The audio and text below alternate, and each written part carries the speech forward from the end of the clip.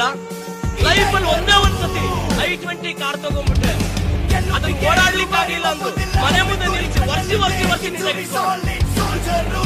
ಏನ್ ಹೇಳಿ ಆ ಕಾರ್ನ ನಾವು ಡೈಲಿ ಓಡಾಡಕ್ ಆಗ್ಲಿಲ್ಲ ಅಂದ್ರೂ ಪರವಾಗಿಲ್ಲ.